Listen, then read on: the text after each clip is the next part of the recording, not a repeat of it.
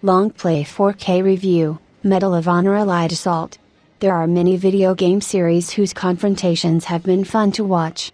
In the early 2000s, such franchises were Medal of Honor and Call of Duty, both of which had a hand in their greatness by the same people, but that's perhaps for another time.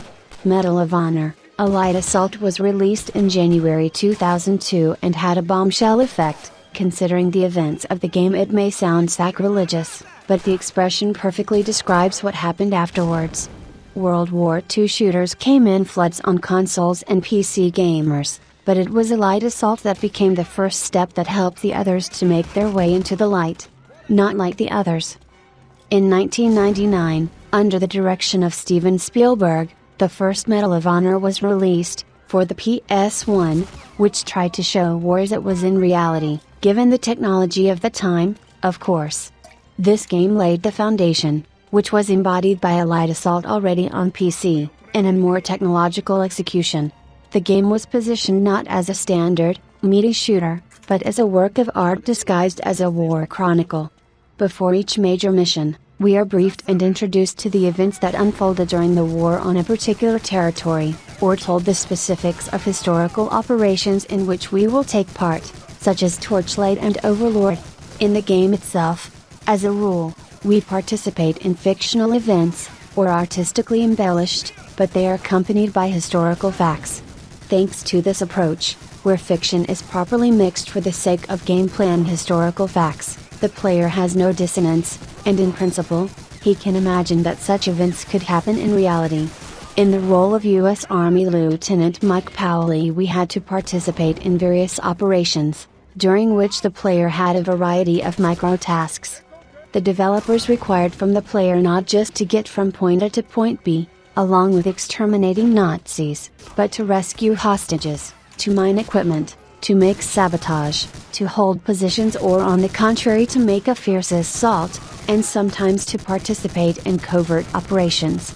With such simple actions, they managed to immerse the player in what was happening on the screen, making him believe that he was a real soldier on the battlefield. Despite the fact that most of the missions in the game you go through alone, you don't get the feeling that you are a super soldier who can deal with Hitler's entire army. You feel like just a cog who manages to contribute a little more to the victory than the rest. How's the fighting? You can't fight a war without weapons. Medal of Honor is not full of all the iconic guns of the time, but those that are present are recreated exactly as you imagine them in reality. I must say that I'm not an expert and I have no idea how faithfully the weapons in the game were recreated, but throughout the entire playthrough, I had the feeling that this is exactly how a Thompson rifle or MP40 should sound. In no other game that featured similar guns did I ever get that feeling. In the first Call of Duty, which was created by almost the same people, the weapon sounds completely different. It gives off a loud, rolling, metallic sound, while in Medal of Honor it sounds muffled, deep, almost velvety shot. I think to mention that each weapon is individual in its own way. Some have more accuracy, some have more range, and where shotgun will be the king, there is no need to mention it. What I should mention is the enemies. Medal of Honor is very closely connected with cinematography. It is not even in the fact that Spielberg had a hand in the creation of the first game, but precisely in the staged moments that the game generates. Now, what many people mean by cinematic is that the game is rife with cutscenes that are shot like a movie, with beautiful angles, techniques, and transitions. Never mind that the game itself is hardly even in the game anymore. Medal of Honor has a slightly different cinematic feel to it. In firefights with enemies, you can pay attention to their behavior and notice that they have unique animations and live reactions. They try to peek out from behind cover, throw grenades, react to you throwing grenades, duck to the ground, do rolls when you fire at them. But what's most interesting is their reaction to being hit. Depending on your shot and where it hits, enemies start to react accordingly. For example, cradling a wounded arm or leg. When it comes to death, it's a real theatrical performance. Enemies often start squirming, acting out a real theatrical death. Now it may not sound very impressive, but at that time for me, and I think for many people, it was something like Ragdolla. which conquered many people with the release of GTA 4. In Medal of Honor, the developers were able to mix the standard shooter mechanics very well, with arcade elements and even stealth. In addition to the standard destruction of fascists, the player is offered to ride a jeep, destroying the enemy airfield, or climb into a tank and try to escape from the occupied territory. If such things have become the gold standard, which is found in every popular shooter, then stealth on the enemy territory with disguise and showing documents, tried to realize only Call of Duty WW2, where stealth turned out to be too scripted and limited. It's really unfortunate, because it was the stealth missions that many people in Medal of Honor remembered. They stood out against the background of everything that was going on, creating those wow moments that you remember 10 years after the game's release. And while we're on the subject of how games used to be played and now they're watched, here's a fun example. There is no self-healing health in the game, so first aid kits serve as a saving grace. You can find them on the level or take them from those rare partners with whom you fight. During the passage, it will not be uncommon when you have a minimum of lives left, there are no health kits around, and you are surrounded by enemies. A separate stage of the level for you turns into a real puzzle, in the course of which you need to memorize the location of enemies, the order of their appearance, and enter the right pace to skip this moment, without loading a very distant save. To do this, you will at times have to die more than once.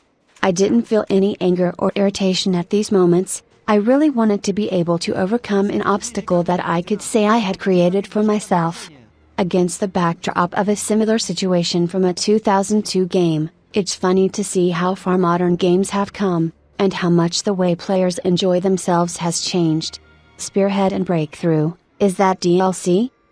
There were 2 add-ons released for the game that incorporated all the gameplay of the original game, tried to show new areas of conflict, but most importantly, they took a huge step forward in terms of setting.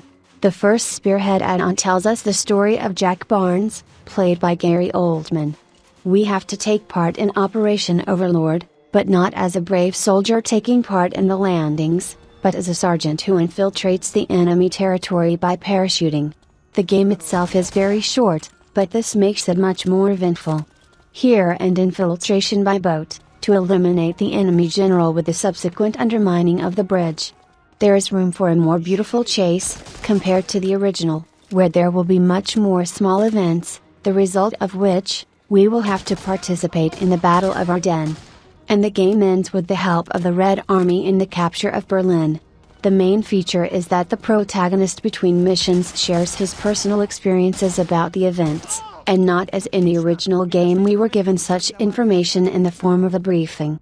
Thanks to this approach, you could empathize with the character to some extent, because he became more than just an aimless soldier.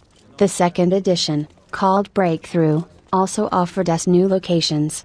The staging again becomes much better and more detailed. It can be seen in the opening scene of a jeep ride in the African desert. In this add-on they decided to pay a lot of attention to stealth missions. There are secret runs between Tunisian streets with the subsequent disguise as a German officer and penetration to destroy an enemy ship.